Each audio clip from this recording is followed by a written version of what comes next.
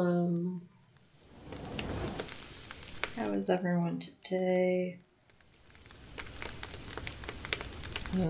Is this still working? Let's see. Yes, cool.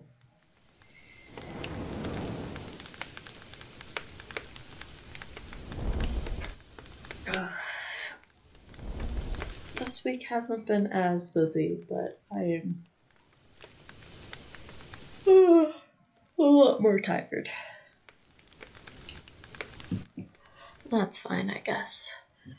We are going to try to finish this, at least Karma's good ending today. That is the goal. I think we have 4 chapters left.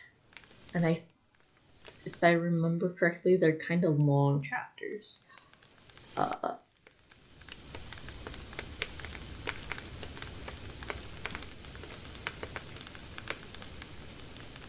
But it would be nice to get it done today, and then we'll play. What are we playing next? I don't know. I would have to look. I think it's some horror game. I don't know why my voice is going already.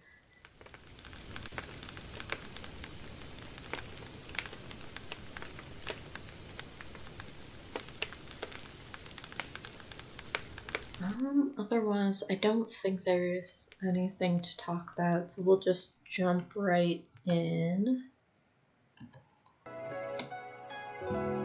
Oh yeah, I was gonna see why I was going to do stuff for the stream. Oh well. Oh, we're on chapter 6.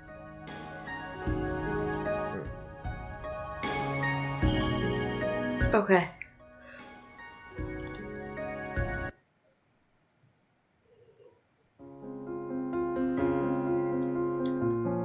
I don't remember what happened.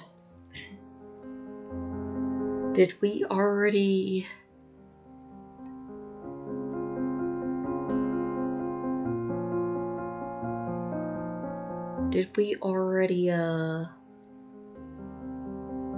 I'm pretty sure we haven't gotten to the part where we find out we're a witch. But have we already... Yeah, I'm pretty sure we already,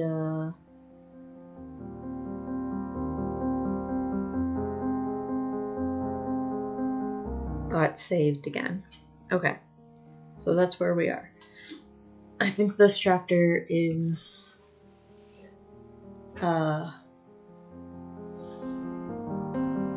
I think this chapter is us finding out we're a witch. Okay. You really are a handful, but a delightful handful. His words keep repeating in my head. I cannot stop hearing his voice and feeling his lips on my hand. My face feels warm, and every time I think about his words, my heartbeat feels uneasy, unsteady. I really have to stop thinking about that. Karma is karma, and he puts on that overly polite act with everyone. But then I am pretty sure I have never seen him do something like that with another person. I'll just go downstairs and stop thinking about all this. I need to tell Parfait and Delora what happened. Because of the time I returned to the Marchand yesterday, I never spoke to anyone about what happened. Maybe someone's downstairs. Someone usually is. I leave my room and make my way downstairs to the reception. It is quiet when I enter, but not as quiet as I thought it would be. Karma is sitting at one of the tables speaking quietly with Parfait and Delora. His injured hand is sitting on the table, bandaged. I cannot help but stare at it, my heart plummeting. His injury is my fault. So, you have yet to hear the entire story? No, I'm afraid I'm not quite privy to the information Walt has. Is that correct? Walt has been directly involved in this far longer than you have. What about Waltz? Princess, you're up early.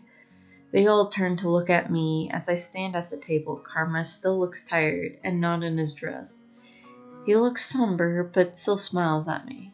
Lucetta, how nice of you to join us. When did he start saying my name without my title? Lucetta, you've run into a lot of difficult mishaps this week, haven't you? I thought you would be stubbornly avoiding work. Instead, you go out of your way to get yourself into trouble. This involves me directly. How can I not be curious? You've also been irresponsible, sneaking out without any of us knowing. I have the freedom to do what I want to. I even wore a cloak to... Oh no, the cloak. I left it at the bar. I feel a nudge at my arm, and Karma is holding out my cloak with a tired smile. You went back to get this? When? Yesterday, when you were still in bed. You've been running yourself dry these last few days, Karma. It's nothing. Thank you. What's this? Our ice princess is thanking someone? Did Karma check, like, every bar in town trying to find where our cloak is? Or is there only one bar in this whole town? Like, that is a lot of work Karma went through to get her cloak back, now that I'm thinking of it. Why is that something so strange? Oh, come now, she's not so icy. Lucetta is more fire than anything. She's filled with unbridled passion and confidence. Confidence that has gotten me nowhere so far. Don't look so dour, Lucetta. You've become quite the accomplished woman. Karma gestures towards me and I flush, unsure what he's talking about. Then I notice Dolores' eyes are on me too. Oh, Parfait, do you see that?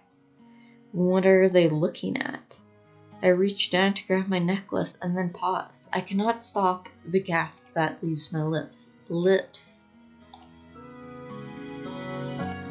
When did this happen? Princess, you didn't realize that there was an extra piece to your necklace? I like how they say extra piece, and it is our first piece.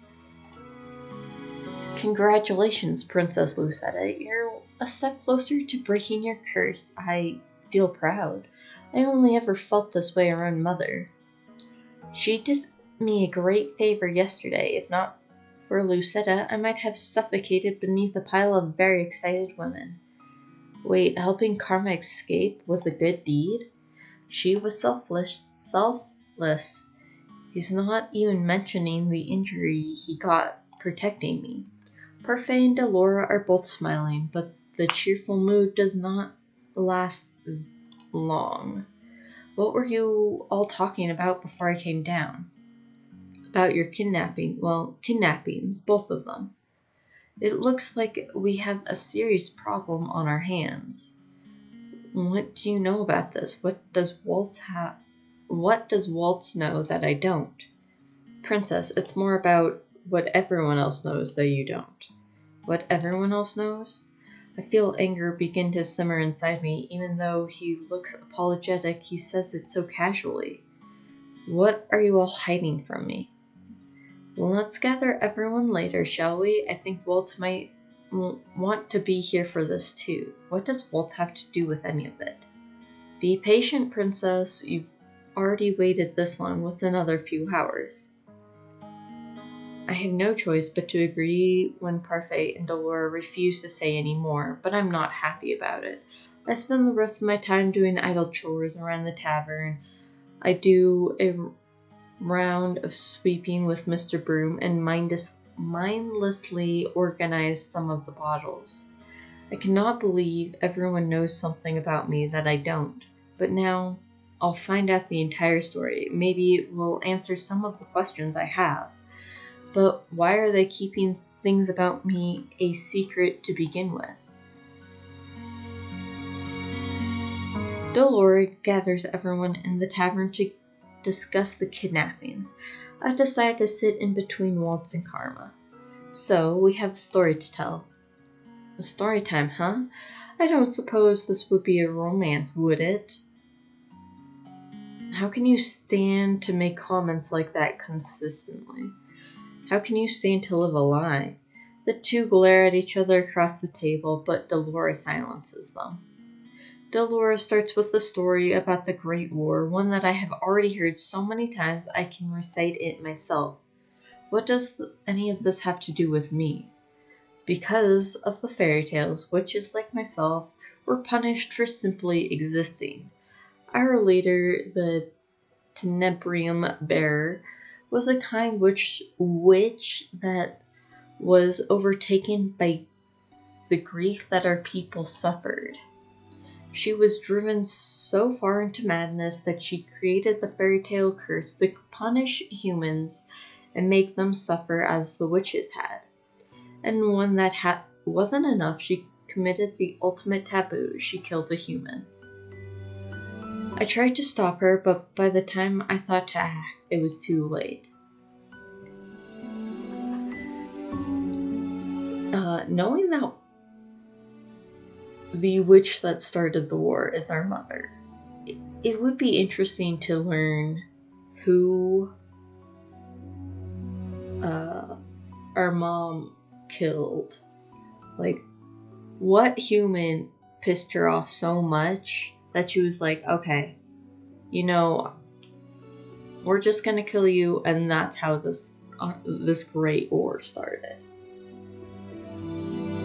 Because obviously it's not the king.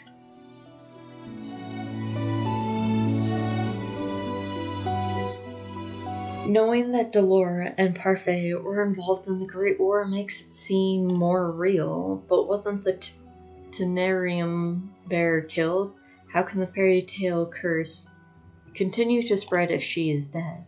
I believe that the Tenebrium bear sacrificed the last bit of her life to continue powering the Tenebrium, all to ensure that the remaining witches could continue spreading the fairy tale curse. Is none of this ringing a bell for you? What are you talking about? She really did erase your memories. Erase. The witch who died, the Tenebrium bear, was your mother, Princess Lucetta. What? For some reason, I turned to look at Karma, who is one of the only people who doesn't look away from me. I grew up outside of this kingdom, but even I knew of the terrible witch, Hildur. You expect me to believe any of this? She wasn't a witch, I would remember that. Well, you would if you had memories of the war and the years before that. Under Hildur's rule, the palace was a dark place. The king didn't have any real power until Hildur was defeated. That goes for the rest of us too. We were slaves to Hildur. Dolores' eyes flickered to Waltz. It's the truth. Waltz knows because he is also a witch. He experienced Hildur's command over the witches firsthand as well. Waltz is a witch? Sorry for keeping it a secret, Princess. It's not as if I use much magic anymore anyway. Not when I'm cursed. Is this another secret of many? It seems everyone is hiding something.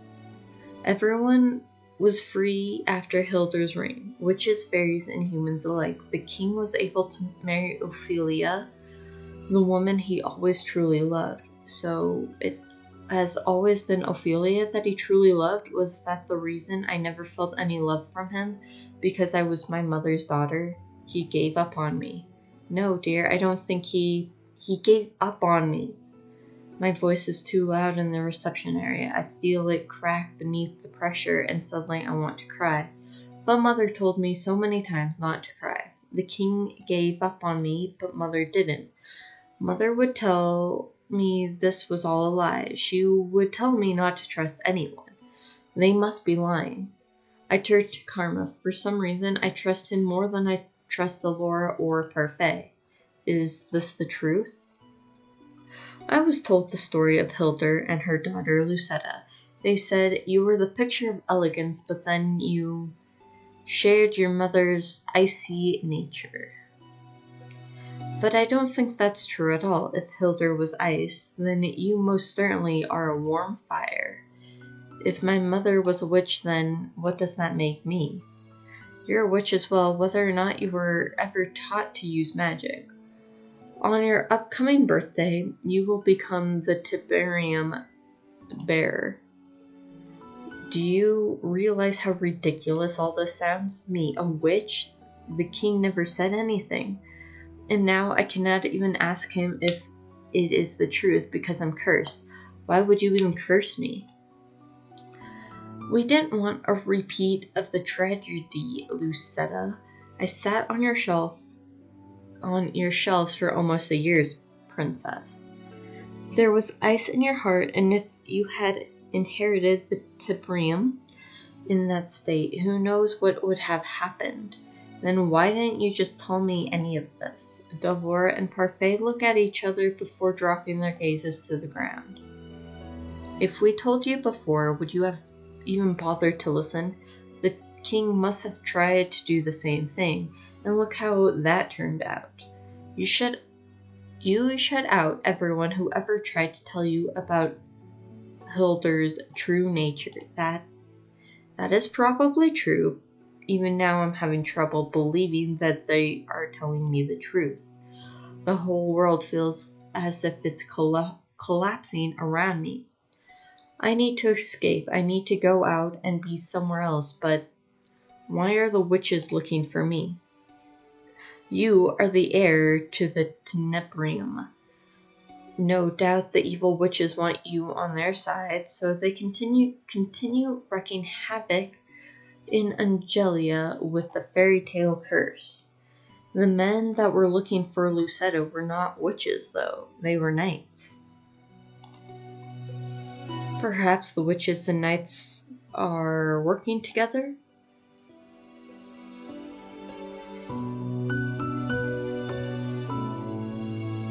It must be part of Alacaster's scheme to steal the throne. What are you talking about? The reason why Garland and I left the Order of Chaldea was because the king did not believe us about Alacaster's coup. How would he know of the princess' identity, though? Anyone who isn't a witch, a fairy, or isn't cursed shouldn't be able to remember her. But now we know that it's not just the witches looking for the princess, but the knights of the Order of Chaldea. Caldera as well. They definitely have a description of her from someone. Lucetta. Karma reaches out a hand to touch my shoulder, and I flinch back before standing up. I cannot speak about this now. I want to be alone. Prince, let her go. She'll need a lot of time to think.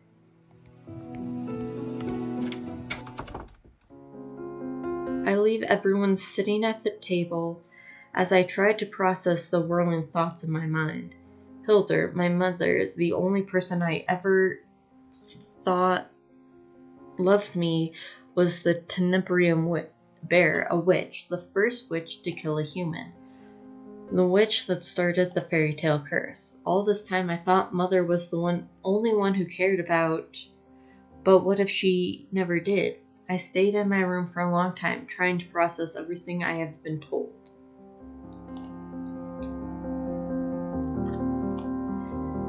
Give me 1 second.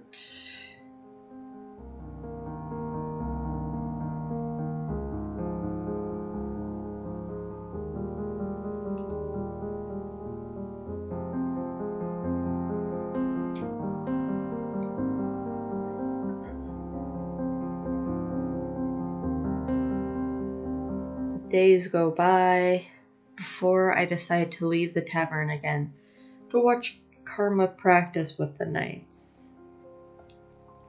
These last few days I've felt hollow. Maybe seeing the normal practices will help me feel better. Maybe it will make things feel like nothing's changed. When I arrive at the forest, however, only Karma is standing in the clearing. He's staring through the trees as if he sees something there, but his expression is solemn, almost sad. Eventually, he sighs, shaking his head before turning in my direction. Lucetta.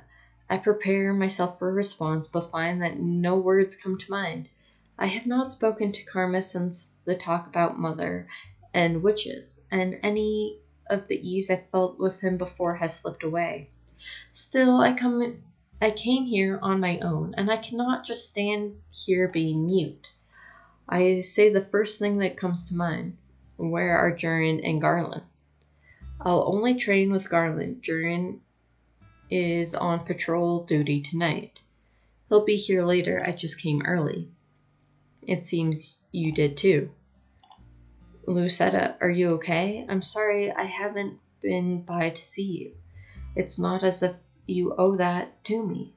I don't owe it to you, but I truly wanted to. I've just been busy these last few days scouting the town for information. As much as I want you to come with me, why would you ever have wanted to pair up with someone like me anyway? Why, Princess, that's because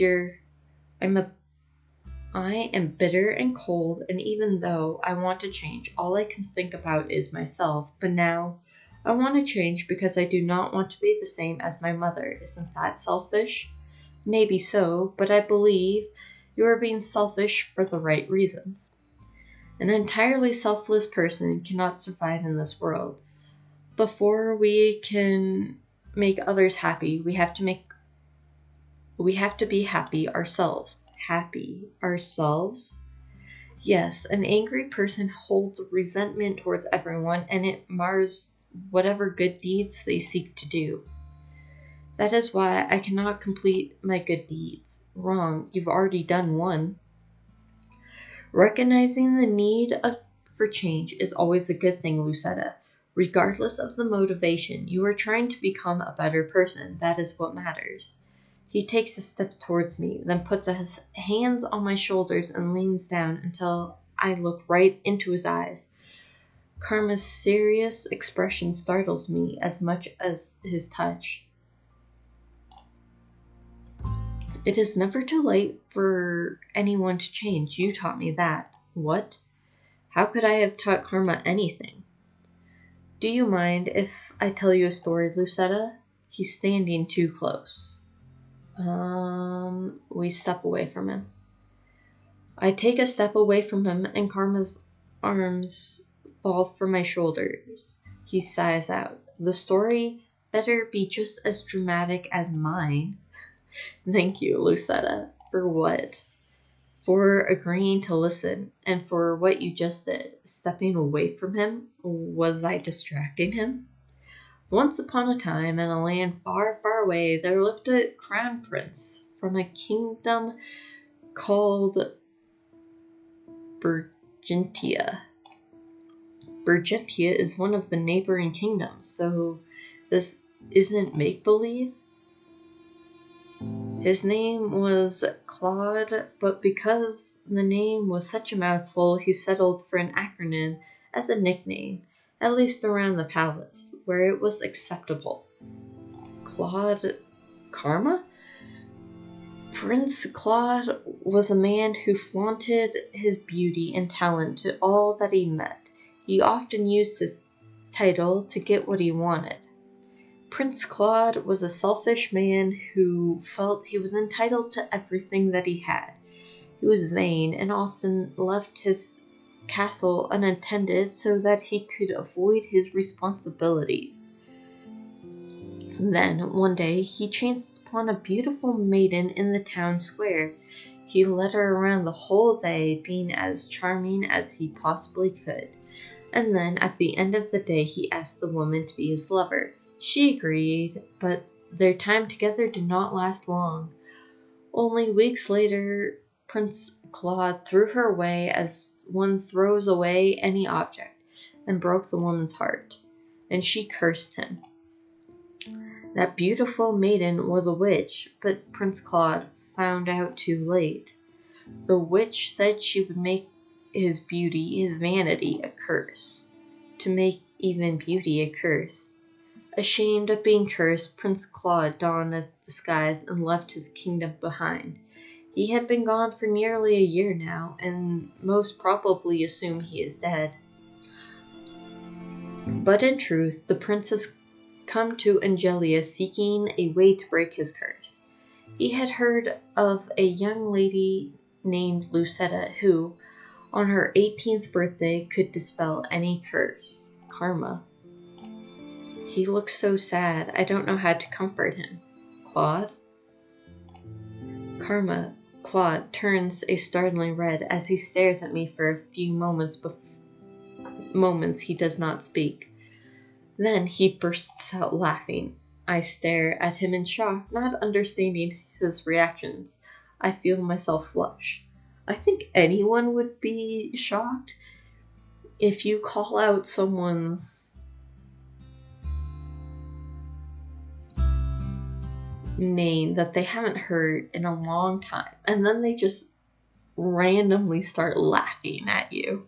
Isn't that your real name? No, darling, it is, but hearing you say my name, well, it sounds so much softer out of your lips. I rather like it. My cheeks are warm again. How is it that he is always able to make me feel this way? I will call you by that name if it makes you so happy. Let's make it a secret between the two of us. I'm still Miss Karma here. Besides, I'd rather you kept that name to my ears only.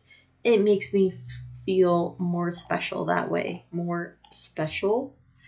At that moment, Garland shows up for practice and Claude politely excuses himself. I watch the two of them trade blows.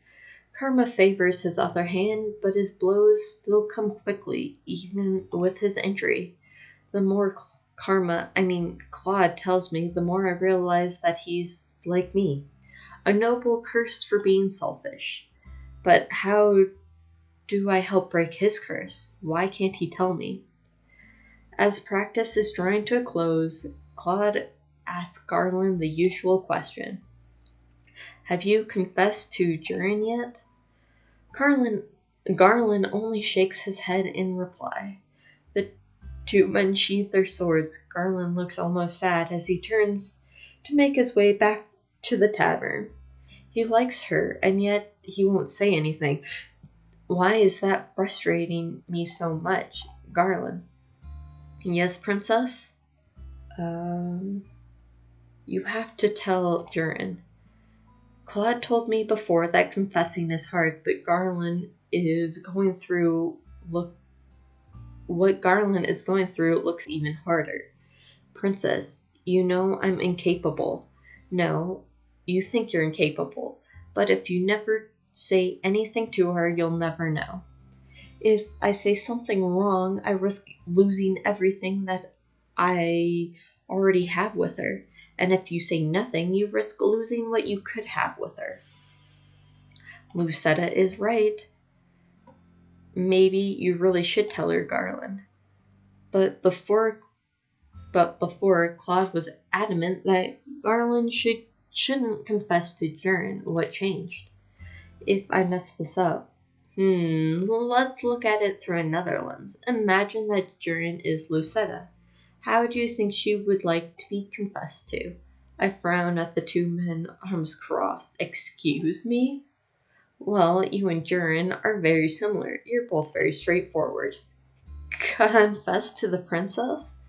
My eyes move to Claude, but only fleetingly, before they are once again on Durin. You just need to do something simple, Durin, something that will not rub her the wrong way. A maiden's heart is ever frail, and each woman is different. Claude is wearing an amused smile on his face, but he's looking at me, not Garland. I feel my face flush and have to look away. Lucetta, you're tomato red again. It's adorable. I cross my arms over my rapidly beating heart again and force a scowl on my face. No, I'm just thinking about what Garland could do. Something simple, like when Karma kissed my hand. Garland kissing Durin's hand is probably not a good idea.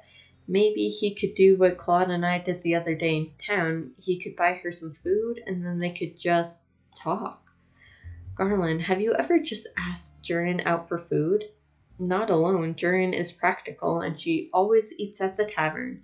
She's also always on duty if she's available. I'll take her patrol shift 2 nights from now then, and tomorrow you can talk her out for a meal. We can make you invite a grand affair. We can drape banners on the walls, or I could give you a rose. That sounds like a terrible idea. I am offended. I feel like if I did something like that for Durin, she would get embarrassed and punch me. Sounds like another lady I know. Garland grins at me, but I just roll my eyes. Garland, just ask her normally, and then when you are out alone together, you can confess. And we'll make sure you have the time to do it. I'll purposely come late to practice tomorrow night so you can ask her out for that date. How does that sound? You two really think I can do this? You just have to ask the question. Whatever follows will at least be an answer. Tomorrow night, then. Good man. I'm sure it'll go swimmingly. Or I could drown. You won't drown, Garland. Garland excuses himself with a nervous smile before Claude turns to me expectantly with a mischievous grin. Now, Lucetta, we'll come here early tomorrow and spy on them. We need to scope out a good spot. Spy on them? Of course, we need to make sure that our efforts pays off. I don't think we should. We can see if their efforts pay off without needing to spy on them, though. Karma is just a drama queen. You don't want to see how it plays out? I mutely shake my head, unable to put my emotions into words. For some reason, I imagine myself in Durin's position. It feels too personal. Claude's likeliness suddenly springs to mind, and I feel my face grow hot again. Lucetta, you've been oddly out of it today. Karma reaches out a hand towards me, then abruptly pulls away. I stare as he smiles at me, almost sheepishly. The conversation between us dies, and we turn to the margin. Days pass, and though I do not spy on the conversation between Durin and Garland, I notice that Garland has been smiling from ear to ear during his practice with Claude recently. I can only assume that his confession went well. Claude took the patrol shift tonight, and as I lie in bed, I am restless. Every time I watch Claude practice with Durin and Garland, I'm reminded of the palace of Fritz. I wonder how Fritz is doing. Is he still practicing with the other knights? My thoughts darken as I recall the kidnappers. Claude had to save me every single time. He got injured saving me. I'm unable to sleep. I slip out of bed and make my way to the reception room.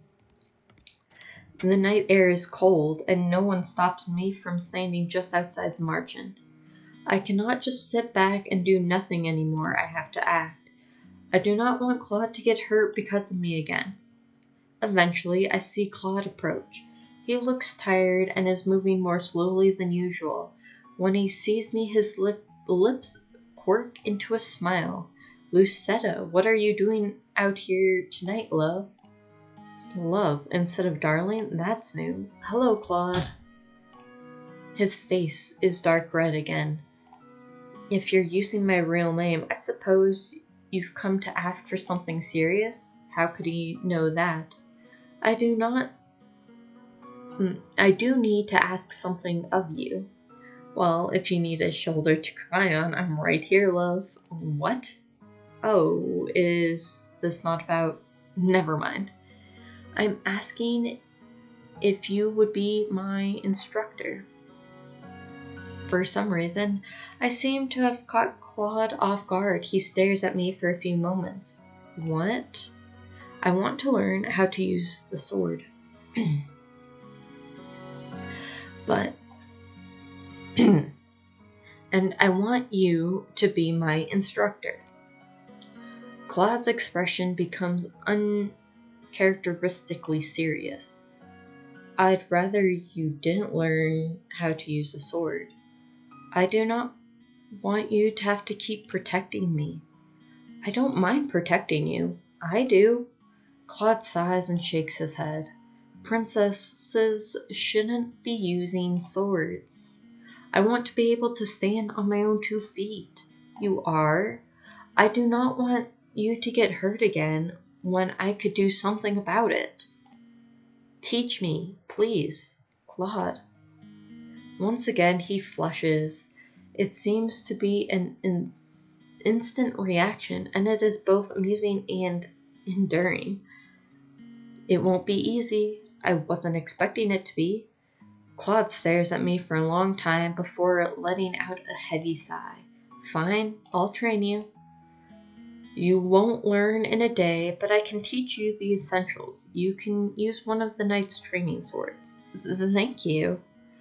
Music to my ears. Meet me in the clearing in 10 minutes. 10 minutes? What? You said you wanted to train, so we will. Don't expect me to go easy on you. But aren't you tired? He looked exhausted when he came in, and now he wants to train? Already trying to get out of training? I'm not. Claude shakes his head, but he is smiling. I'll see you in a few minutes, love. Moonlight spills through the leaves, illuminating the forest with gentle light. Long minutes pass, and as I stand in the clearing, I begin to feel restless.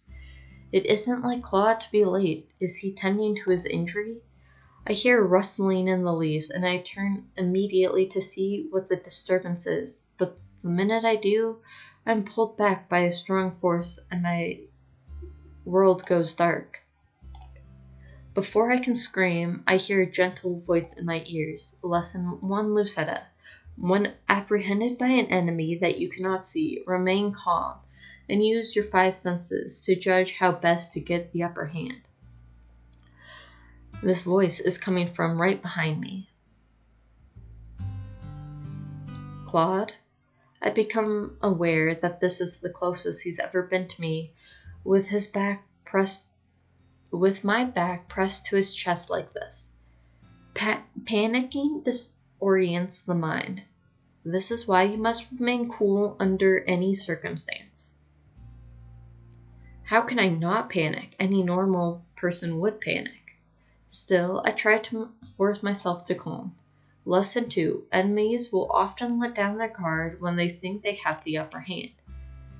Catch your opponent off guard by remaining calm and locating this weakness with your senses. I try to calm myself as Claude instructs, and I feel it is a bit easier, but only because I know it's Claude. An opening. I move as quickly as I can, stepping forward so I can swing an elbow back at Claude's stomach. Before that happens, Claude has pulled me back to him, closing whatever distance I had put between us. In the process, he moves his hand from my eyes to my mouth. I can once again see the forest, but my words are muffled beneath his hand.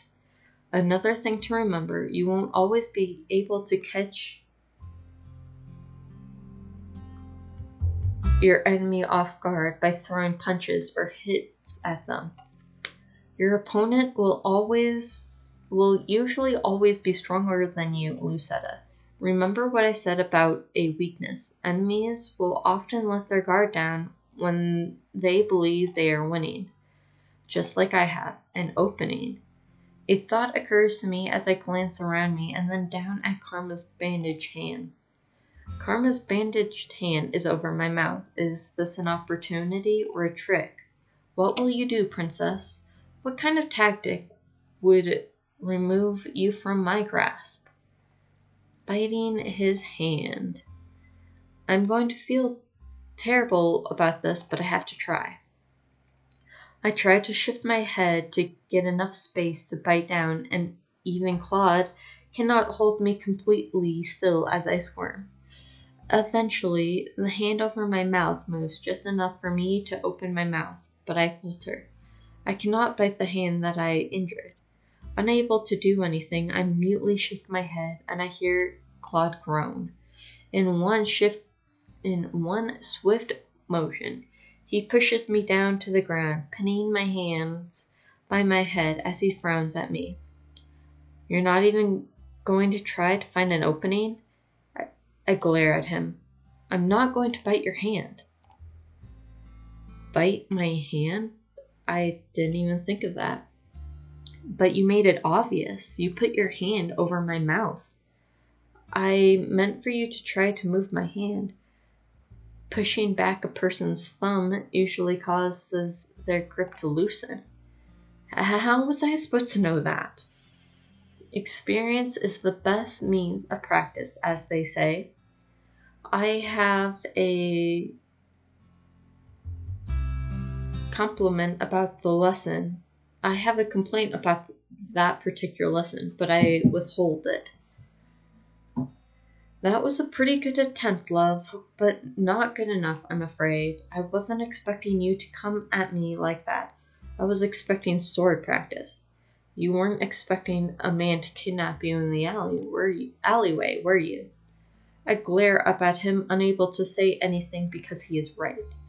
You're oddly quiet. It is hard to find an opening to hurt you when you are not really my enemy. He does not move, but continues to stare at me. His face is close to mine, close enough to what, actually? Lucetta, do you trust me to protect you? That's not the point. I need to be able to protect myself. Because you're planning on investigating the witches on your own? No, I want to be able to protect myself because I do not want you getting hurt protecting me. Claude leans down, and I can feel his hair on my cheek, and for a few moments everything slows to a stop, and all I can hear is my heart beating and his slow breathing. Once you set your mind to something, you don't let go, do you? Claude pulls away from me before I can respond, and he's standing again, offering me a hand. Let's get started with some sword work then. The pleasant smile is back on his face. I can never tell what he's thinking at times like these. What are you really like, Claude?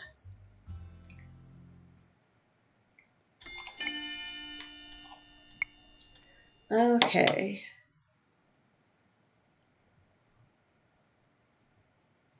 Chapter 7.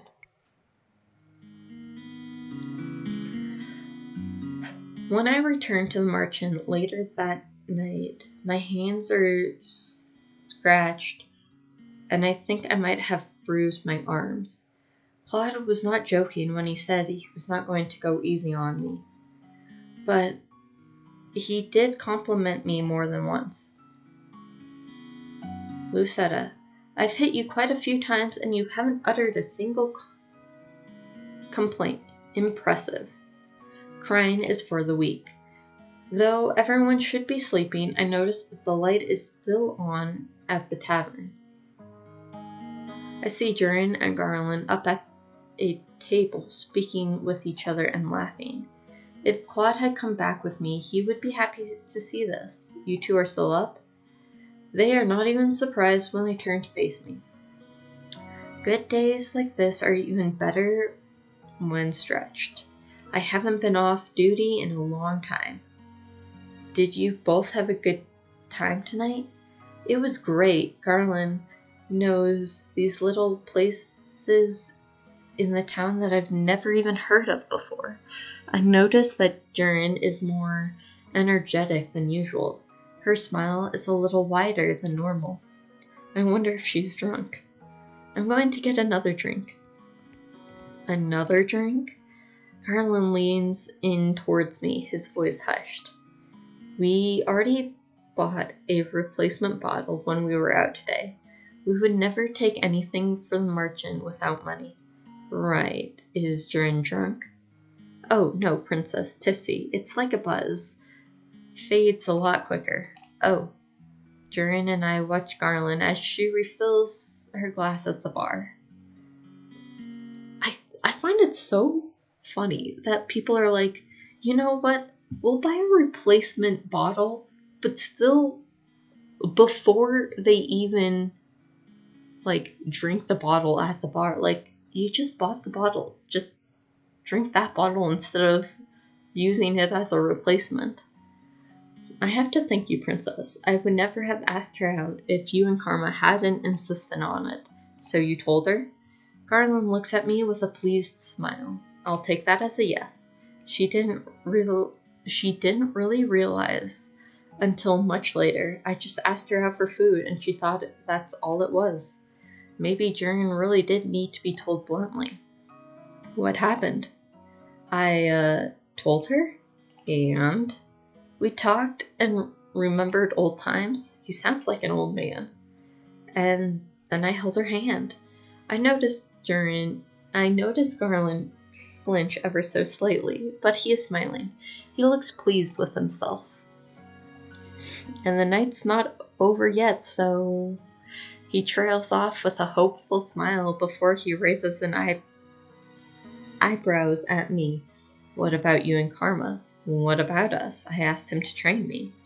Train? Princess, you've asked him to teach you how to use a sword? What's this? Our princess is going to pick up a sword? Durin returns to the table, but I am too tired to properly join in the conversation. I should leave them to their conversation and head to bed. I need to get some rest if I want to start practicing at night. I excuse myself and head upstairs. I am startled awake by an excruciating bright light. It is momentarily, and when it is over, I'm sitting in my bed, dazed and confused. My eyes burn. My hand flies to the pendant around my neck when I see the second glass slipper with another piece. There's another piece. But when did I do another good deed? I grasp the necklace tightly in my hand as I make my way to the tavern. Everyone is doing their pre-morning chores when I get into the tavern area. I notice Karma glaring off into space, and then not far from him, the two knights.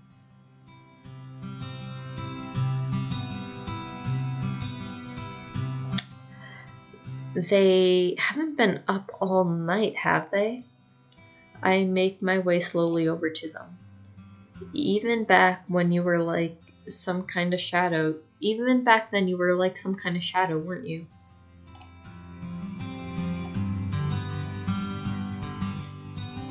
You don't have to hide it. It was obvious you were trailing me back then. It was only because I was worried about you. I realize you really didn't have to follow me, Lane. But I'm glad you did. Lane? Durin. Oh, shush. Fritz used to call you that too. Lane is Garland's childhood nickname. He gets embarrassed when I call him that. I see. So what were you two talking about? Oh, we were just reminiscing. I look at the two of them critically for a few moments, waiting for them to say something. They both exchange a glance before looking at me confused. Well? Well, what? How did your date go last night?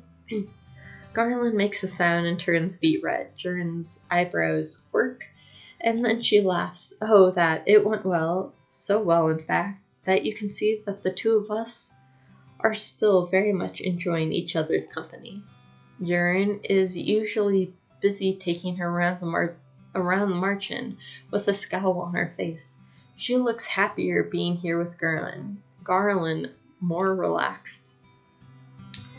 You might even say that we're dating.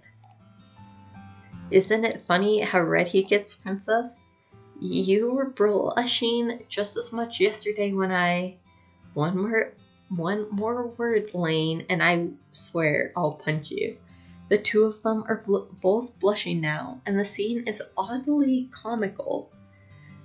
Who knew that the two great knights of the Order of Caldera could be so easily undone?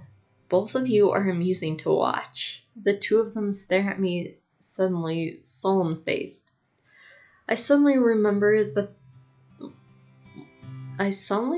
that one conversation the knights all had at the castle. They were talking about how they had personal reasons for being knights, despite the fact that they all served the king. I had always thought Durin and Garland were stoic and honorable, that their only reason for becoming knights was a sense of justice. Seeing them here, though, without their stoic facade, they feel more like people. My curiosity is piqued. Do you mind if I ask what your reasons were for becoming knights? Oh, my father was a knight. He put his life on the line for this kingdom. Durin's father was a living legend in his own right and had the medals to back it up. My father wasn't around a lot, but I always admired him. Judging by the look on Durin's face, it is clear to me that you really loved her father. My mother died when I was young, and because my father couldn't be around all the time to take care of me, I ended up practically living with Lane and his family. Lane always got annoyed when I called him my brother. Now I know why. Durin wanted to follow in her father's footsteps. Then why did you join the Knights, Durin? Because he wanted to watch over me. I never knew you blushed so easily, Durin. Garland seems to blush even harder at that, and Durin laughs, becomes infatuated. It becomes infectious. I feel amusement begin to bubble up as I watch the two of them. But a cold voice cuts through the laughter and the atmosphere like a hot blade through ice. Could you keep it down over there? I turn and see that Claude's eyes, normally so warm, are cold. His usual smile is gone, replaced with a deep scowl. Oh, we're sorry. He's still glaring at the two of them. Oh, I can tell him about the necklace. Karma. I got another piece to my necklace, another good deed. Claude turns his gaze to me, but the frown doesn't disappear. That's nice, darling. His voice is calm but flat and lacks any enthusiasm. That felt lackluster and oddly disappointing. A good deed? Congratulations, princess! You're close to breaking your curse. What did you get the good deed for? I'm not sure exactly. Maybe it was for helping Lane confess? I hear you and Karma went out of your way to help make it happen. That happened yesterday, though. Maybe the magic is waiting to see what became of Garland and I? Claude makes a dismissive hand gesture from his table, frowning. If you two insist on being so affectionate, you should get a room. Affectionate? Durin's smile has faded away into a deep scowl, where Garland looks confused. Durin looks noticeably irritated. The shadow is still there on his face. Claude does not look okay at all. We need to scold him. It doesn't matter if something's bothering him. It isn't like him to be so rude. Irritation is no excuse for rudeness. Fine, I apologize. Happy? He looks at me for a few moments. His expression twists into a defiant scowl, but it doesn't hold long. Moments later, his expression softens and he looks away, almost in shame. I'm sorry. This apology sounds real, but still, why do I feel so disappointed?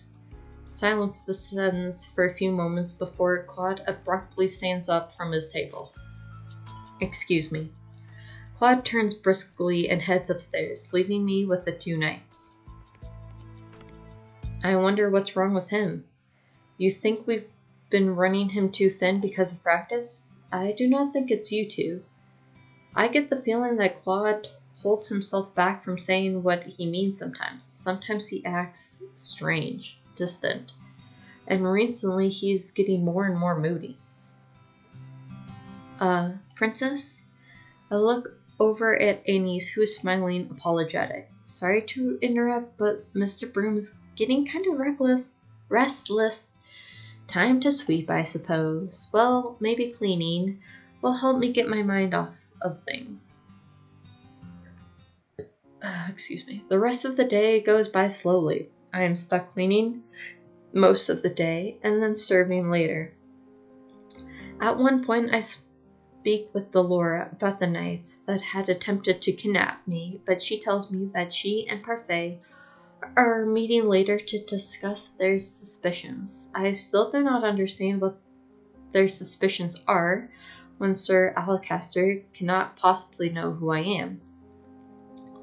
My hands are sore by the end of the night, but I still feel like I can practice with the sword. I notice that both Durin and Garland look restless too.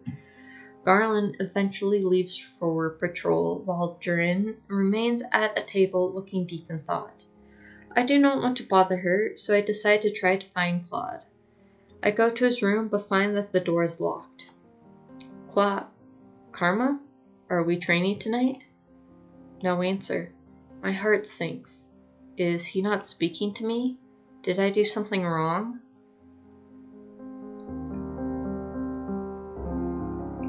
For days, Claude stays in his room, only leaving when he had to be on patrol. A few times I saw Parfait go into his room, but she refuses to talk about what is bothering him. I feel so useless.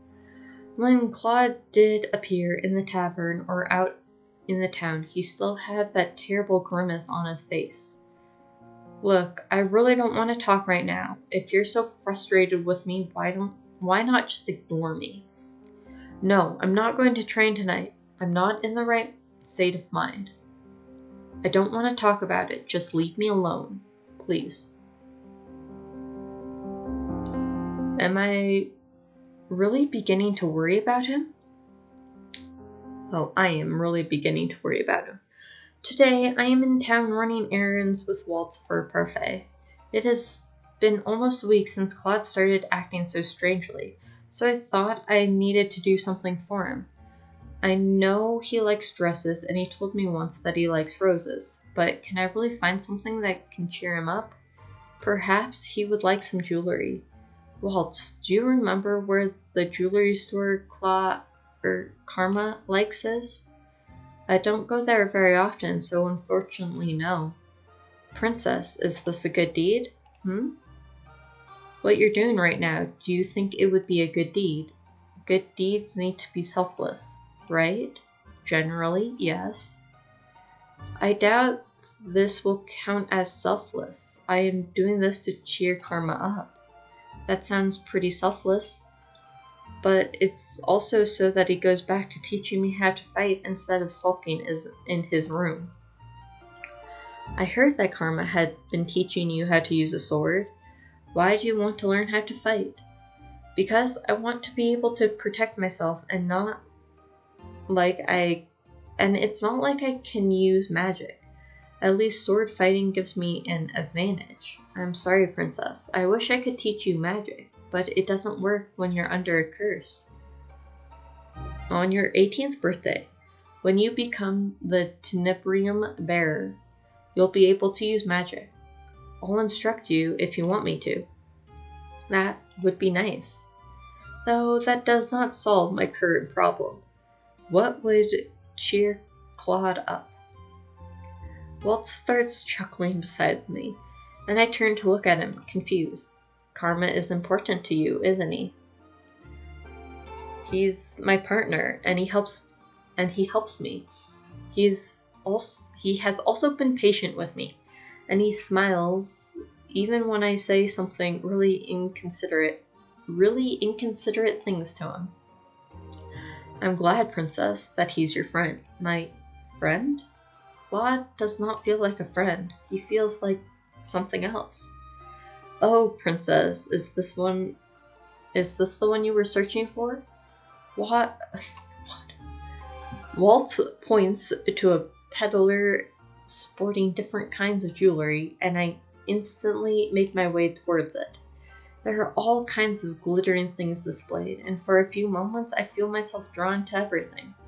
Then I notice the price tags. I barely have any money left from when the king gave me that pouch. I cannot afford any of this. Maybe we should run our errands first, and then look for a gift. Maybe we'll find something as we look through the stores. But if I don't get Claude's gift today, I may not be able to give it to him tonight. Princess? Let's run the errands first. Walt has a good point. We might find something while we do the errands, and then we can get them out of the way. Besides, it's not right for me to put Karma above everyone else. We spend a few hours gathering the supplies needed for the tavern, and only then do we start looking again for Claude's gift. Princess, I can hold more of those bags for you. It's fine, I am used to carrying lots of bags. Does Karma make you carry them around? Princess, you really should tell him off. He does a lot of things for me, but next time I think I will. As long as he gets it out of his room sometime soon. I really hope he does. Hey, Princess? But now the problem is finding something that he'll like. What does Claude like? Princess? There's no reason for you to shout. Claude Walt shakes his head at me, but he's smiling. Let me offer you a deal. A deal? If you help me set up one of my puppet shows, I'll pay you. You earn money from your puppet shows? I get tipped. So what do you say? I won't go easy on you, though. Yes, I'll help you. Why do you seem so surprised? I was just thinking that everyone's right. You really changed, Princess. Maybe having Karma as a partner really was a good idea. Being partners with Claude may have changed me for the better, but I doubt I have done the same for him. I'm sure Karma would be very happy that you were buying him a gift. Receiving gifts from admirers isn't the same thing as you getting him something. He receives gifts from admirers? For a few moments, I think about the women who chased him in town a few weeks ago, and I feel a little unpleasant stab in my heart. Small things. A man will treat him to a dessert every so often. I saw a lot of that when we did errands together. I always make Karma accept those gifts without killing the man. Killing the man, it's dramatic, but it sounds like Karma. He punched Rumple when he asked him to marry him, joke or not. Karma wears his disguise to be conceiving, but then gets angry when people fall for it. He's still very much a child. You know how he is. He doesn't like being flirted with. Walt, do you know anything about Karma's curse? His curse. He never really talks about it. Claude may be even more stubborn than me if he's not letting anyone help him with his curse. Waltz and I continue our search for a gift. Waltz tells me that I can look for something a bit more expensive and that he'll just put me to work on another day by helping me with his puppets. I return to the jewelry peddler we found earlier. Hello, madam, sir. What can I help you with today? Do you have any sort of rose-shaped jewelry here?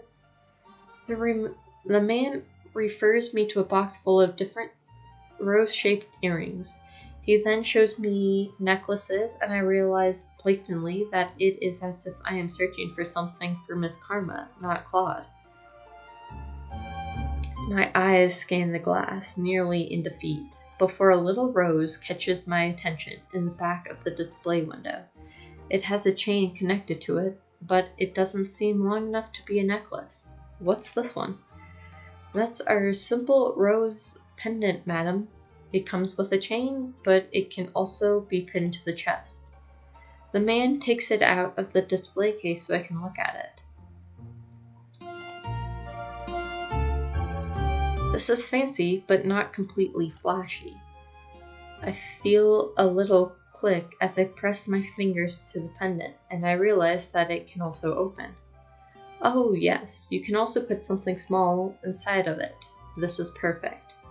I look at the price tag and make sure that it's not too expensive. I pay the shopkeeper. Waltz pays him the additional fee, and when we walk back toward the towards the marchand together. When we return to the marchand, I go to my room to tuck the locket into a drawer before I head to the tavern to finish the rest of my chores. Just as I expected, Claude is not downstairs today either.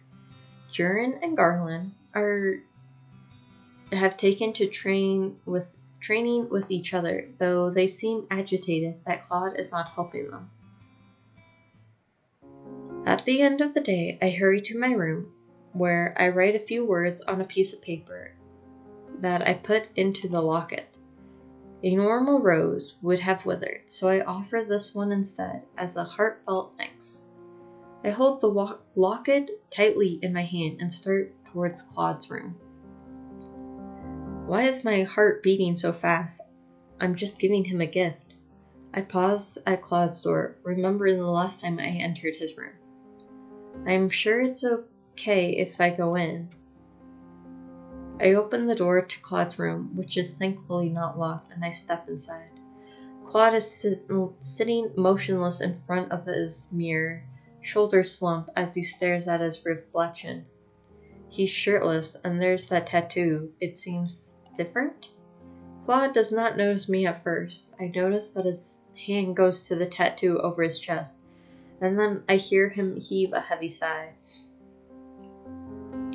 Slowly, I close the door behind me. It clicks, and that is when he suddenly turns to look at me. At first, there is only shock on his face, and then suddenly anger.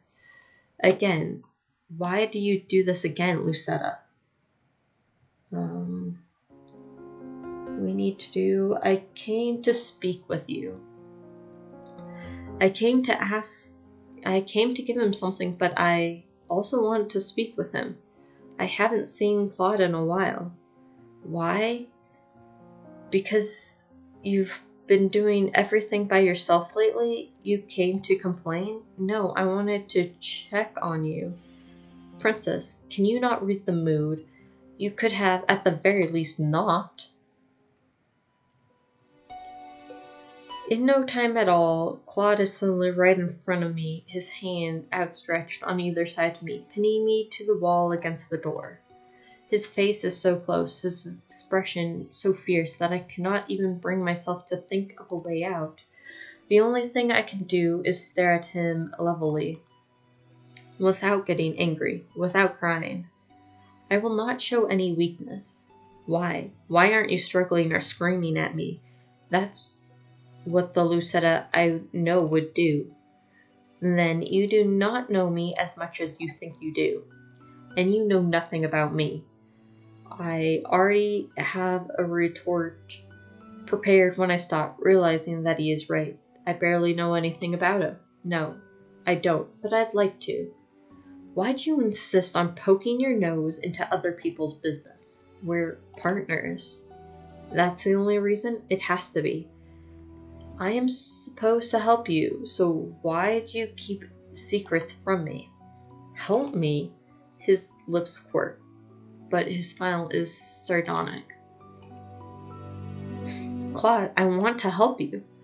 In the silence that descends between us, I find that I cannot help but look at Claude's tattoo, at the thorns swirling around the rose. It is beautiful, but it also seems so lethal. When I glance at Claude again, he looks crestfallen, his eyes glittering like he might be on the verge of tears. Secrets are secrets for a reason, princess. You should know that. If I could speak about them, I would, but I can't. And you busting into my room without any notice only makes it harder. Harder for what? Princess, you cannot imagine what this all feels like. What is he talking about? And that woman, I thought we were meant to be. She was so lovely, her smile as bright as the sun. Claude's eyes are far away. That's why, never mind. But then you ruin everything, Lucetta. You cut me down like... I pushed my hands against Claude's chest, catching him off guard and forcing him to stumble back. I cannot take any of this. If I ruined everything, then I'll just leave. You can have all the time in the world to yourself then. The locket I bought for him burns in my hand, and I end up throwing it at his feet. Lucetta, wait. I ignore him as I run out of the room. When I return to my room, I lock the door. I feel so hollow inside for tears. It hurts to breathe when I think of Claude. I eventually manage to fall asleep, but only have snatches of restless dreams when my eyes finally close. Mother, are you and Father in true love, like the fairy tales? I thought I forbid you to speak of fairy tales. Have you been reading them? No, Mother. I overheard someone at the palace talking about them today. Then I shall have to find that person and make sure they know what an appropriate topic of conversation in the palace is. But, Mother, the true love and fairy tales sound so nice. Do you think I can fall in true love with a prince? Dearest one, true love like that does not exist. But the love between a mother and her child is the truest kind. It cannot be replicated by anything else. All other kinds of love is an illusion. My love is all you ever need. Do you understand, my heart? Yes, Mother. Chapter 8.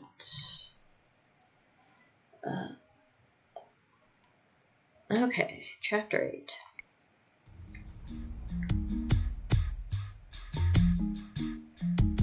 Keep your stance straight, Princess. Jaren gives me the warning, but it's too late on purpose. I can see the smile on her face as she effortlessly slips past my defenses and taps me on the shoulder with her wooden sword.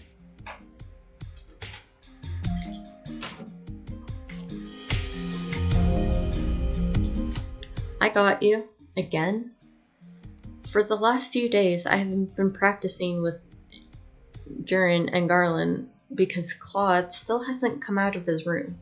The knights offered to train me, and right now they are teaching me about ways to hold a sword. This is slow, but Claude did tell me I wouldn't be able to master the sword so quickly. Claude. He makes me so angry that one day He made me so angry that one day that I could not even properly give him my gift. Yet I still feel sad that he's not here teaching me himself. Come on, Princess, focus. I jolt out of my reverie and nod at Jaren. Okay. I ready myself for her next strike, and once again get tripped, this time on the hip. Garland takes over after Jaren, and then we do rounds where I try to hit them with certain strikes. They're both good at teaching, but it does not feel the same as Claude's instructions. His lessons seem less like they were out of a book. Don't worry, Princess. It always starts out slow. Lane was just as slow at training, but look at him now. Garland whips his head around in Durin's direction, his face turning a deep red. Durin, that nickname. But you're so much fun to tease, Lane. She beams at him and then laughs at his embarrassed face. Our practice goes on for a few more minutes before the knights tell me to wrap up for the night. I think I'm going to stay out here for a little bit. Princess, you know it's dangerous out here at night.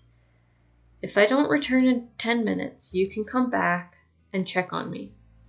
Durin seems unconvinced, but she eventually nods. Fine, but keep your guard up, Princess. I watch the two knights as they head back. I see Garland put his arm around Durin's waist, pulling her closer. I turn away from the sight, ignoring the heavy feeling in my stomach.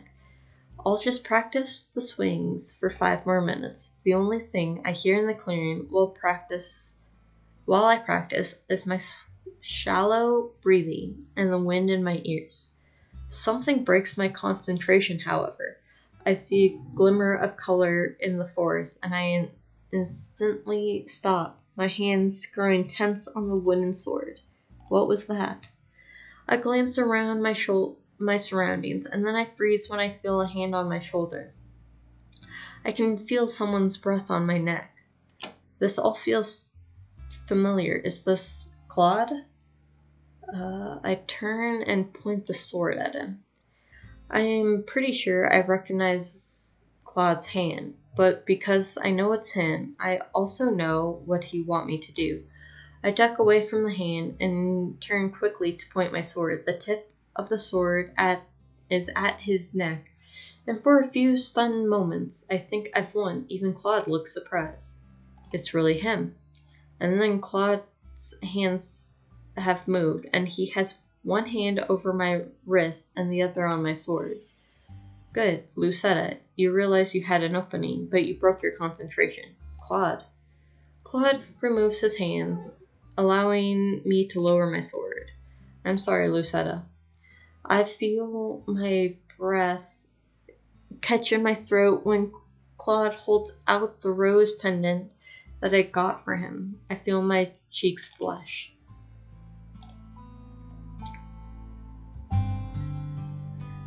You accidentally left this beautiful thing in my room when I came to return it. Return it? Yes, you left it in my room, so I only thought it appropriate to bring it back to you. Does he really think I left it there on accident? Why would I leave it in your room on accident? What?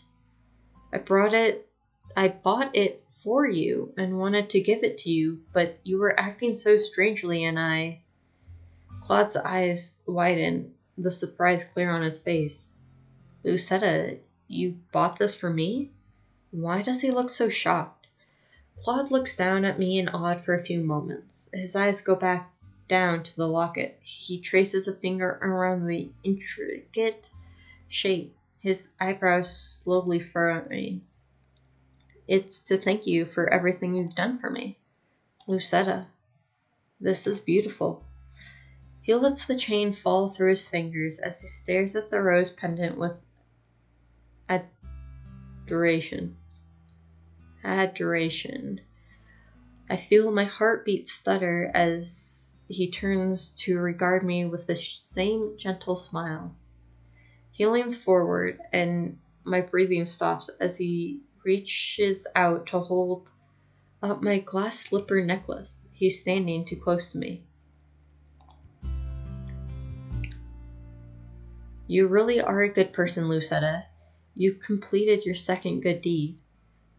I think some kind of congratulations is in order. Is there anything you want that I can give you?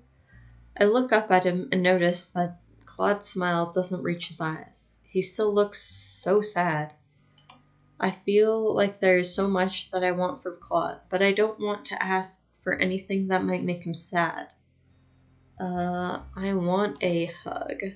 Huh? Claude looks at me in surprise. He thinks I'm being foolish for making such a request, doesn't he? I shouldn't have said anything. But before I can say anything else, Claude takes a step forward and wraps me in his arms. He pulls me towards him, and in those moments of silence, all I can hear is his heartbeat resounding in his chest. I can feel his warmth all around me, and his fingers clasp gently at my back. I feel so strange. My heart is racing and my knees feel weak. Something like this? He speaks right into my ear. It is a surprisingly pleasant feeling. Suddenly, Carmen makes a noise of distress as he steps away from me. All of the warmth that was pressed against me 1 moment ago is gone.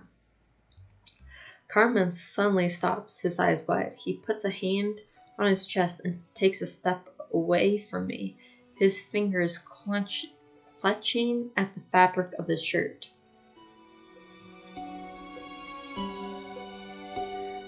Claude has a pained expression on his face, only making me more anxious. Not now. Claude, are you okay? What's wrong? Lou said it. Don't worry about it. He lowers his hand with a pained smile slowly fading from his face. This does little to reassure me. Was it my fault you were locked in your room for so long? He just looked so pained to be anywhere near me. No, most definitely not. I was feeling under the weather. And also bitter. Bitter? Why would he feel bitter? But it's not for you to worry about, darling. For now, we should head back. It's late, and you need rest. I just got back from patrol, so I would like to rest as well. Is there anything else I can do for you? No, sweet Lucetta, you've already done enough for me. He clutches the rose locket to his chest and sighs out a little with a gentle smile. This smile feels real to me. This is a beautiful gift, and I will treasure it always. Thank you, Lucetta. Now, shall we head back? I nod at him, and we silently walk back to the marching. When we make it back to the tavern, I feel tired, but also lighter than I have for weeks. Claude wishes me a good night before slowly walking off to his room, holding the rose locket I gave him tightly.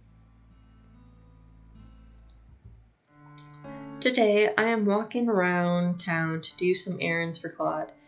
It has been quite a while since we've done this. Though we are here to run errands, there is also something else that drew me into town today. Yesterday, Waltz came back to the merchant and told us of an announcement the king was making today. Apparently, that announcement has been posted for a few weeks' time, but Waltz had only caught onto it after hearing about it from the crowd after one of his puppet shows. I'm not sure what this announcement entails, but I feel like I need to see the king to make it. But I feel that I need to see the king make it with my own eyes. I can see more people milling about than usual, which means most of them must be waiting for the king to speak. I have a bad feeling about this. It's not strange that for the king to make announcements, but this feels so sudden. And with everything else that's happened to me, I feel on edge. Wow, Lucetta, you make those bags sound a lot lighter than they actually are. Stop complaining, Miss Karma.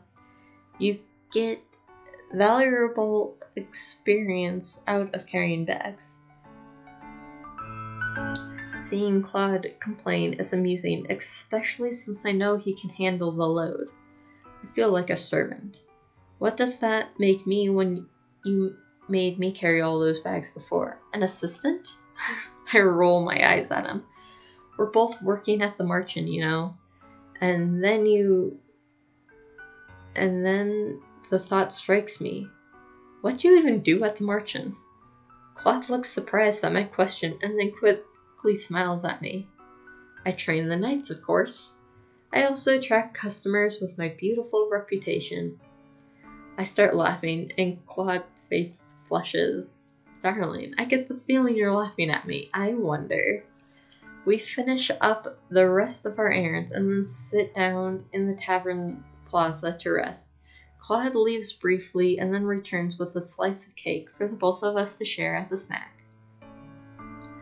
I have a lot of things I want to ask him and now feel like the right time to do so. May I ask you a question? Of course, darling. Anything. Do you like dressing like a woman? I don't mind it, really. I appreciate the beauty in everything.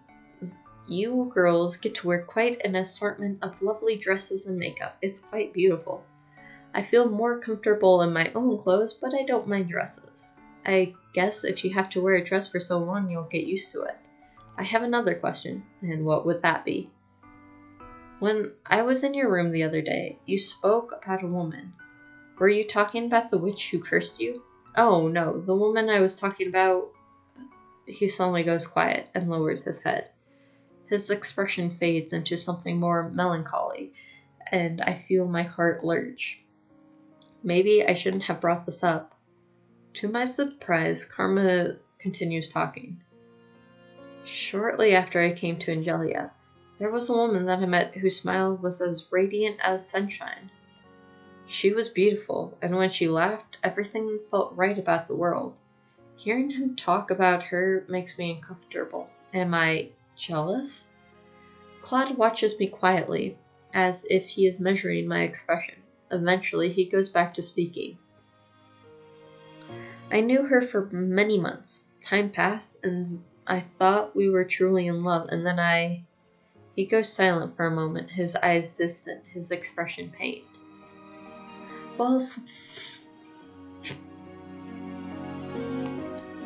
Well, some things happened, and I realized she only loved me because of my curse.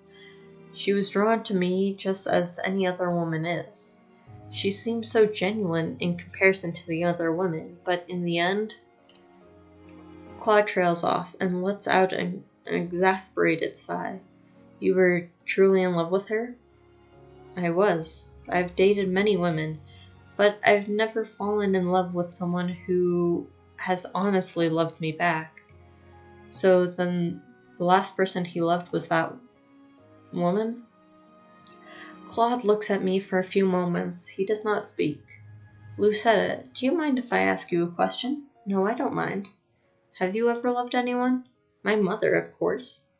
I was referring to a romantic kind of love. Romantic kind of love? What does that kind of love feel like? Allow me to enlighten you. He smiles at me, and it is surprisingly genuine. It can feel simulously like floating and sinking. Your heart stutters, and you worry about small things, about offending the other person in some way.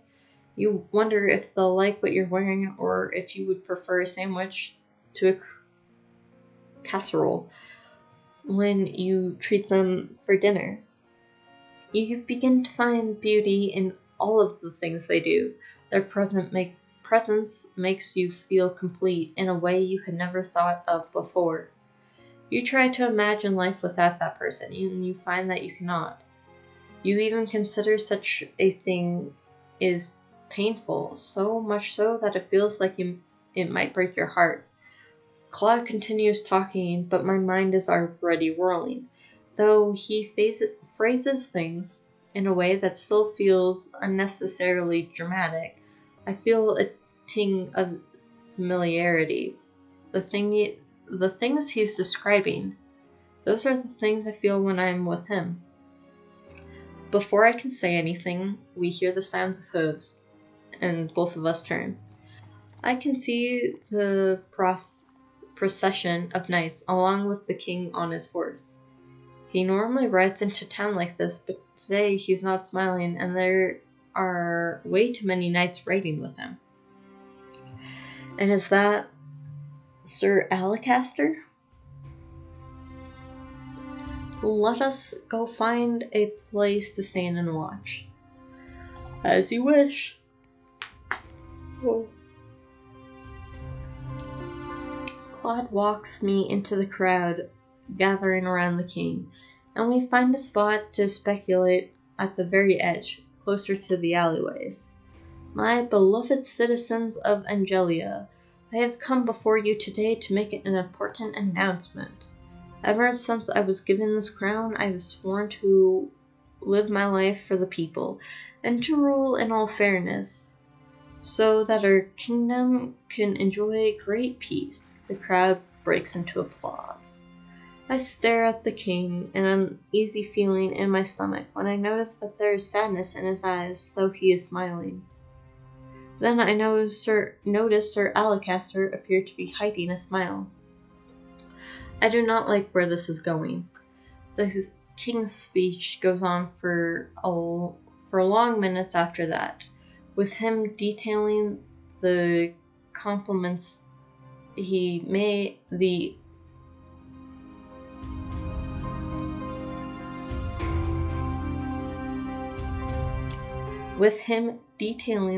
commitments he's made, the goals he set, and finally, his love for the people.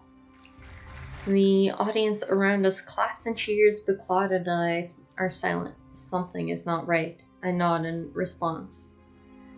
To this day, I kept this promise. I would never break this oath, for it is the foundation on which I rule. The audience claps again, but I am silent, watching the king intensely. Unfortunately, the unwelcome news that I bring to you today gives me reason to hand this foundation over to someone else. I have fallen terminally ill, the king proclaims, is met with shock and angry chattering from the audience. I cannot hear anything that is being said over the canopy of voices, but I know the audience is dissenting. I stiffen as I stare at the king. He is lying. I can tell by the firm set of his jaws and the way his eyes flicker across the crowd faster than they ought to. The king has lied to me so many times before that I can recognize when he does it. I know that this unfortunate news must come as a shock, but this is an illness of which that there is no current cure. As for the question of my successor, he trails off for a few moments, and I think I see something in his eyes that hints at urgency, but I am not sure why. The Crown Princess Emily is unmarried and still too young to rule on her own. I feel a pang of irritation and confusion. Another lie. Emily could rule just fine with the help of Sir Methos and the others. After much thought, I have come to the conclusion that our kingdom, which still continues to face danger from the witches, is best put in the capable hands of the commander of the Order of Calidar, Sir Alacaster. What? I cannot hide my shock. The rest of the audience reacts similarly, their sudden outburst a testament to their confusion. While I am providing support and assistance from the sidelines, I cannot, in all good grace, continue to wear the crown when I know I cannot serve my people as they deserve. Simply put, I believe that the witches have gained more power in the recent months, and that Sir Alacaster is best suited to deal with these conflicts.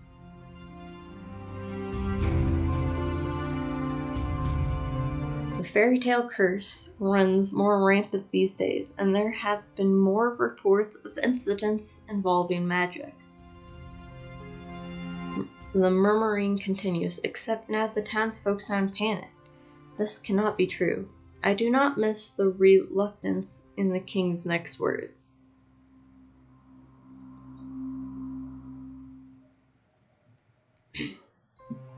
Sir Alacaster has also suggested a number of remedies in our laws, especially concerning our security and work hours. I believe that Sir Alacaster can better rule this country in these turbulent times. Please show him all the love and loyalty you have shown me.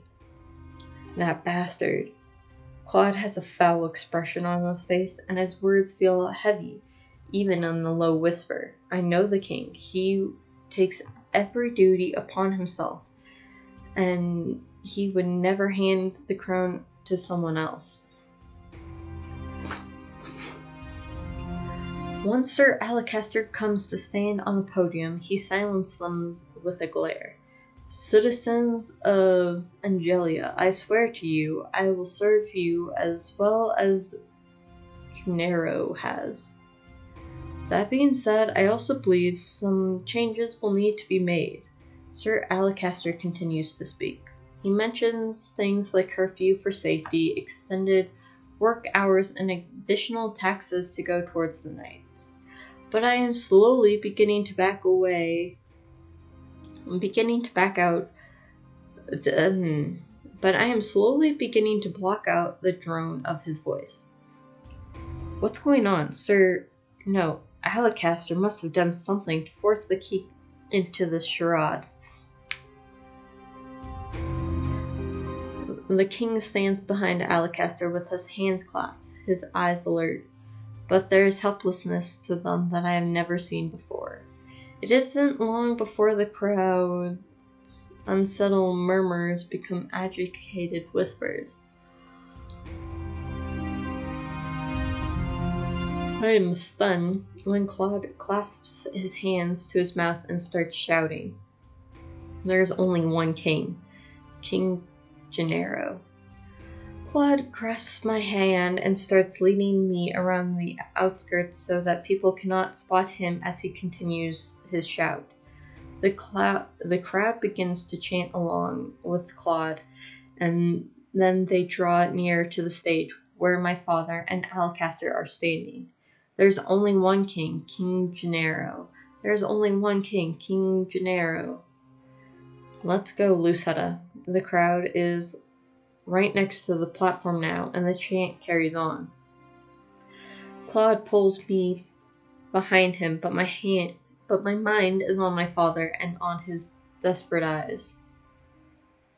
Hours later, the Marchand Tavern is chaotic. People are talking over each other, trying to relay the scene that they saw in town today. Every visitor here is talking about what they witnessed. I have been in a corner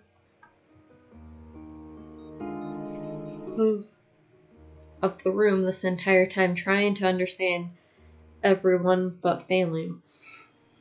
Delora and Parfait are not here to calm all of this chaos. Hey, princess, how are you feeling? I almost jump when I hear Rumpel's voice. Surprised? I can feel when a damsel is in distress, milady. I'm really not in the mood for your flirting, Rumpel. Oh, my apologies. I thought you might have wanted some cheering up. Where's your partner? He went out to town to survey the situation. Karma doesn't do anything around the tavern, but he does a whole lot for you, doesn't he? I suppose that's the least a man in love can do. I feel myself blush. What is Rumpel going on about? Princess, you're pink. I am not. My mind feels all scrambled now. This is all Rumpel's fault.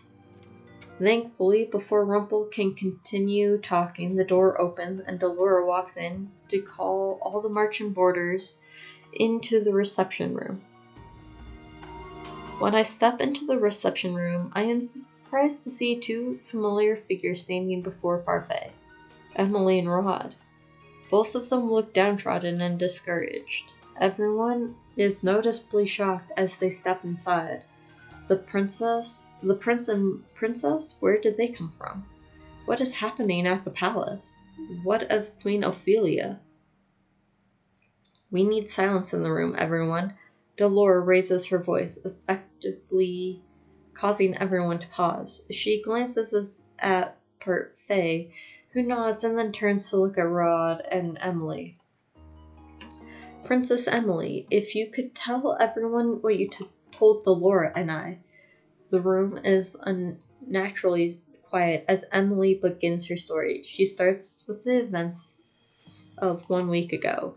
In the middle of a family dinner, Alacaster burst in with soldiers and seized her, Rod, and Ophelia in front of the king.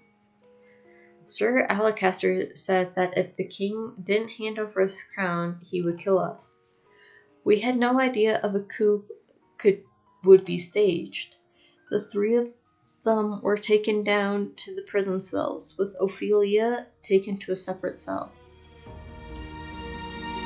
Sir Fitzgerald helped us escape, but only just barely. Fritz, are you openly disobeying your father? I hope he is safe. Alacaster wanted to kill the king. I'm sure that he still will, but he has no reason to. The king has already handed over his crown. I speak before even realizing. Everyone stares at me, even including Rod and Emily. Alacaster is a foul man. I only think he usurped the throne now without violence because he wants less resistance from the people. He never spoke up to my father before. Did you just say father? It's a long story, Em. Emily looks between Rod and I, her expression confused. You know each other? We do. Emily looks like she wants to say something, but she remains silent. Our mother is still inside the palace. We need to save her somehow, and Sir Fitzgerald. What happened to Fritz? We don't know. He helped us escape, but we were spotted at the last minute. He told us to run ahead and leave him behind. We didn't see him again after that, and we couldn't just wait, so Rod brought me here. Right, now we need to piece together the situation as quickly as we can, and then we need to figure out a way to save the king. I knew Alacaster was up to something, but I never thought it would escalate to this. Jern, what do you know about this? Garland and I weren't stripped of our titles because we disobeyed Alacaster's orders. It was because we overheard Alacaster plotting something and tried to tell the king of his plot. We gave him a warning, but the king did not believe us, not with Alacaster and Methos whispering in his ears. The king didn't think Alacaster was possible for such a betrayal. He thought we were trying to turn him against Alacaster for our own gain. And so Alacaster stripped us of our titles and banished us from the palace. Lady Parfait found us, and we were happy to help out at the tavern. We also intended to eventually do something about the mess in the palace. So Alacaster had been planning to do this all this time?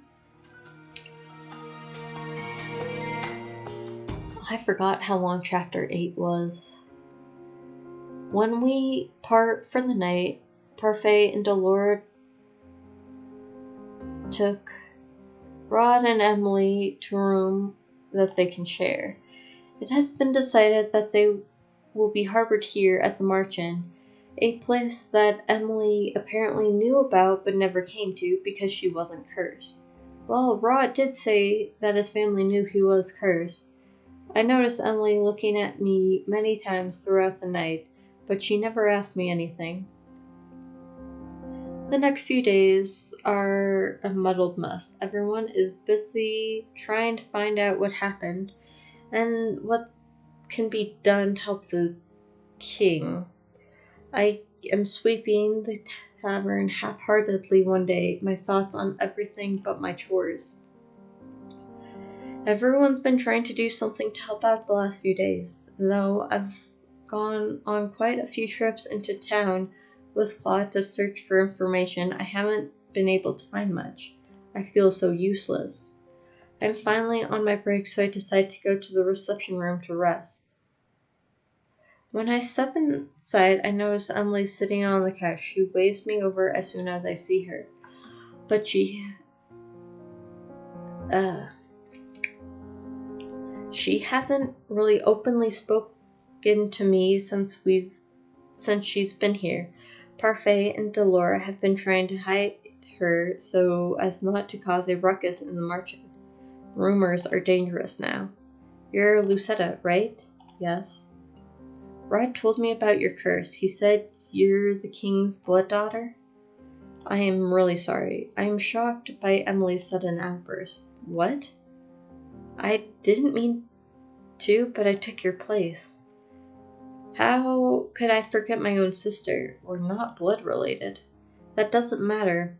I would love you regardless. Emily was always trying to take me out and do things with her back when I was still in the palace. I distanced myself from her because I thought the king loved her more than he loved me. I still think that he maybe does. We weren't close. I barely spoke to you or to Rod. Didn't he tell you that? He did. But perhaps we can turn over a new leaf? Emily is as stubborn as always. I have more things to worry about than being her friend. I have to go. I walk off before the conversation can continue. If I hadn't been cursed and remained in the palace, would Sir Alacaster have taken me hostage too?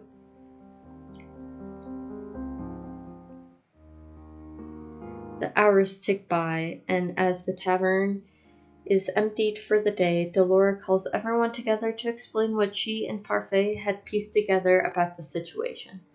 All right, everyone, we've come upon some new information. The first is that Alacaster has cracked down on the riots in town. Anyone seen protesting his rules is thrown into prison. The king always valued the people's opinions. Alacaster does not want opinions. He only wants to rule with an iron fist. Our patrols have shown that there is overall more security in the palace and around the town.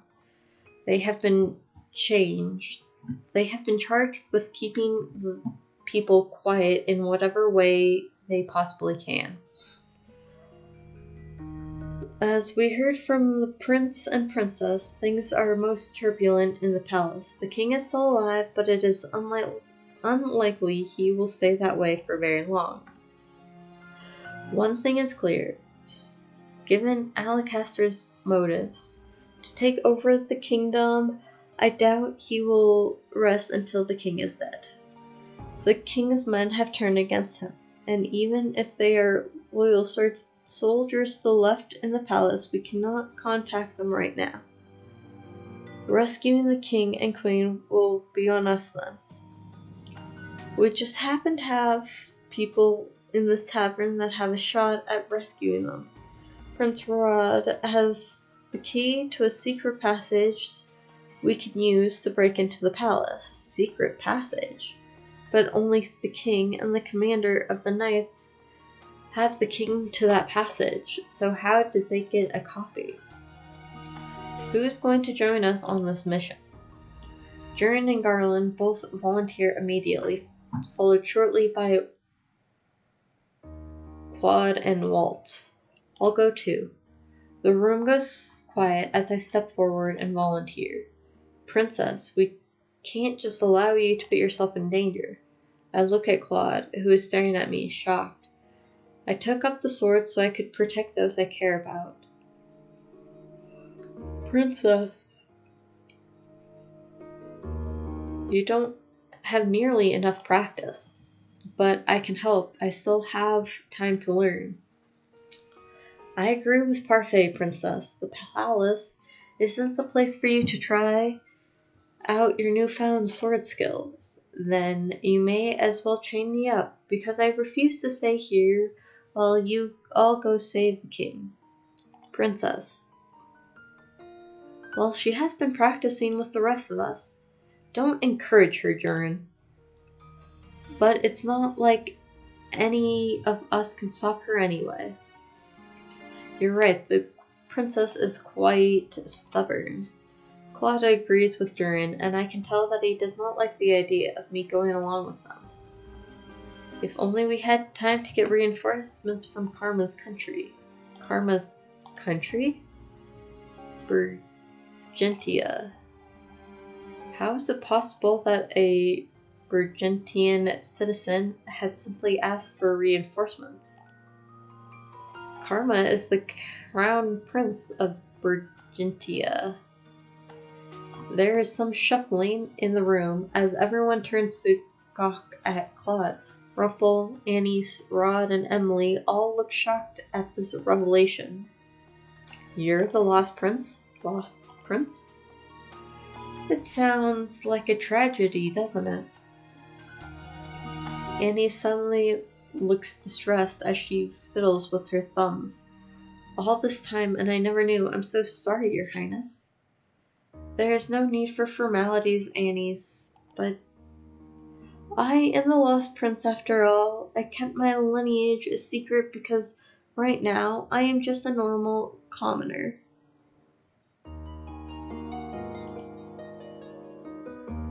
But you're the prince. Couldn't you still ask for reinforcements? Even if I did ask for reinforcements, I'm pretty sure they would never come in time.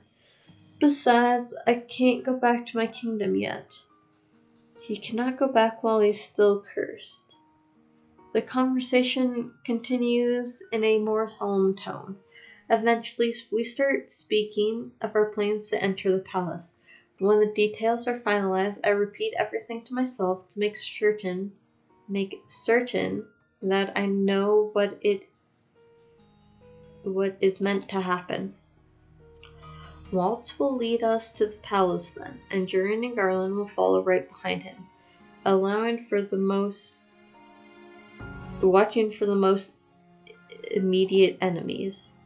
Leave it to us. We'll deal with any resistance before it touches you, Princess. And Karma will watch from the back along with Delora. A witch and a prince for backup. Delora smiles wearily. Karma rolls his shoulders. I'd like to think of us as more the closing act.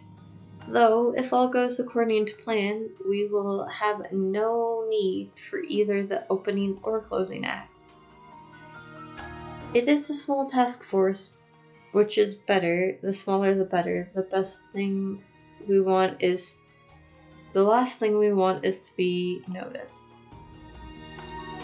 We decide to meet again over the course of the next week to finalize our plan and carefully survey the situation in town before departing.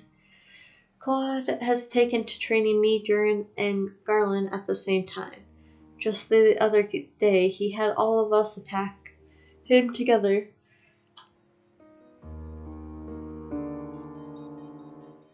Even though I am nowhere near as good as a trained knight, I still managed to hit him once. I feel like things are coming to some sort of conclusion, and yet I still haven't done 3 good deeds. Today we finalize our plans for getting into the palace. We have mapped out where the king and Ophelia must be imprisoned, where the guards must be positioned, and how we plan on sneaking in. I sit down on the bed and I'm about to lay down when I hear something. Hello, love. My, you're red. What were you thinking of me? I noticed that his one hand is on his chest tonight, but then he has been doing that more often lately. I noticed it during practice and sometimes when I catch his eyes. Is he sick? Darling. I shake myself at the sound of Claude's voice. What if I was changing? You could have knocked. Well, you don't seem to have a problem when you walk in on me changing without announcing yourself. That's different. He strolls inside and steps closer to me. He smiles at me mischievously. Oh, how so? Cat got your tongue? Claude shakes his head, his smile softening. I really didn't mean to come in to disturb you. I just have something important I need to say to you. Claude kneels in front of me and furrows his eyebrows.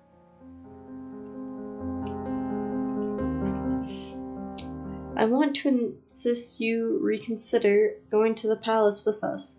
As Parfait and Delora have said many times, it will be dangerous. Nothing you say is going to change my mind. I want to do what I can to help everyone. Yes, and that terrifies me. Terrifies you? If your stubbornness leads you to putting your neck out there for someone, I would never forgive myself for your injuries. If you want to help me, stay here where you'll be safe. I'm not some damsel that needs to be protected. Lucetta, all I want is for you to stay safe so that when we save your father, you can face him with a smile. I won't be able to face my father unless I am one of the people to save him. Stubborn as always. I sigh, irritation welling up in my stomach at the look on Claude's face. He's calling me stubborn, but he's being stubborn about this. You said I'm improving with my sword fighting. You have. You've improved so much because of your resilience and drive, and because you're generally interested. It's because I have a good teacher. Oh, your compliment is gentle music to my ears. Your compliment means a lot to me, Lucetta. My eyes fix on his soft smile, and at the gentle crinkle at his eyes. Our eyes lock, and for a few moments I am aware of a slight energy between us. I glance away hurriedly, not entirely sure of what would happen if I start staring at him. My heart beats unsteadily in my chest. Earlier today, I confronted your sister when she started crying about the things that have happened in the palace. Emily, why would he comfort her? I saw her crying downstairs in the reception room earlier today without anyone there. She is a rather sweet girl. I keep thinking that the two of you are completely different. You're both strong-willed and stubborn, but she wears her emotions on her sleeve while you keep it all inside of you. I am not hiding anything if that's what you're implying. Mother always told me crying was weak. Karma stands up and leans forward. Before I know it, I'm in his arms. Lucetta, I'm always here for you. I feel flustered again, and my mind feels foggy. I can barely comprehend what's in my mind or in my heart. Thank you.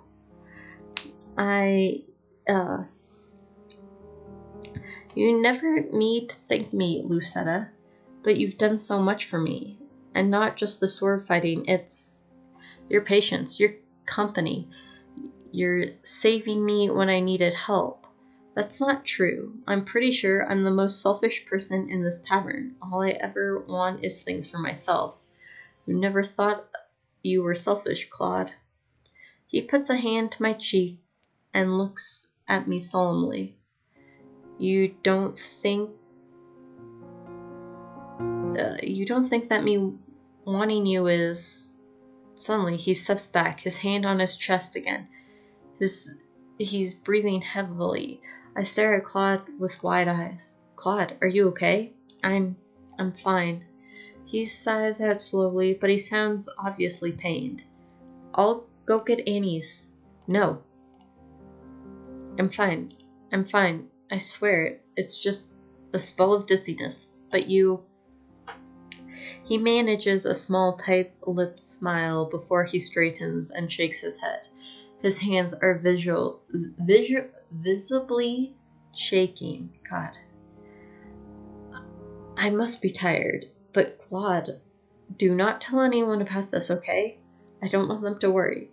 Why is he always so stubborn? He is obviously in pain. I clench my hands into fists as I frown at him. Why must you always be so secretive? You're keeping something from me, Claude. I'm sorry, Lucetta. Claude abruptly leaves the room, leaving me with fragmented thoughts. Okay, chapter 9. I think we're gonna call it here and then do chapter 9 and 10 next week. Yeah. Yeah, I think we're gonna finish Karma's Good Ending next week. Oh. So I hope everyone has a good rest of your day. Bye.